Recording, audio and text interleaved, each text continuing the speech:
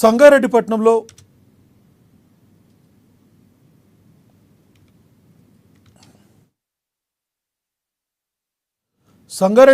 ఈ నెల జనవరి 25-28లో జరిగే సిపిఎం తెలంగాణ రాష్ట్ర 4వ మహాసభలను విజయవంతం చేయాలని సిపిఎం జిల్లా కార్యవర్గ సభ్యులు ఎం వెంకటయ్య కోరారు.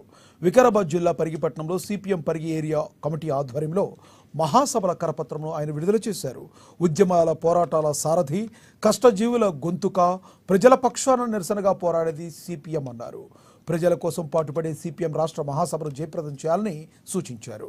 ఈ కార్యక్రమంలో సిపిఎం నాయకులు ఎండి హబీబ్, సత్తయ్య, యాదయ్య, రఘురామ, శేఖర్, లాలయ్య, రమేష్, మనవర్, పాండు తదితరులు పాల్గొన్నారు.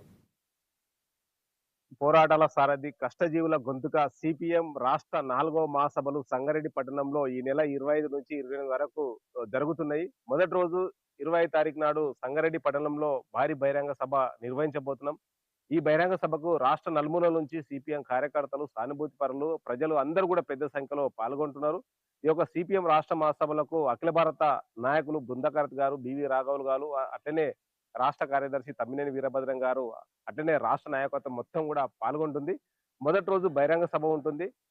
మిగతా 3 రోజులు ప్రతినిధుల సభ ఉంటది. ఈ యొక్క ప్రతినిధుల సభలో రాష్ట్ర నాయకత్వం గాని, అట్లనే రాష్ట్రంలో ఉన్నటువంటి పరిస్థితుల పైన ప్రజలు గాని, అట్లనే పోరాటాలు, ఉద్యమాల రూపకల్పన పైన భవిష్యత్తులో ఏ రకమైనటువంటి పోరాటాలు చెయ్యాలి రాష్ట్ర ప్రజానీకం కొరకు, అట్లనే కార్మిక వర్గానికని ఈ యొక్క మహాసభలలో దిశానిర్దేశం గాని, అట్లనే తీర్మానాలు ప్రవేశపెట్టడం గాని ఇవన్నీ ఉంటాయి. కాబట్టి ఈ యొక్క మహాసభ నిజామాబాద్ జిల్లా దర్పల్లి మండల కేంద్రంలో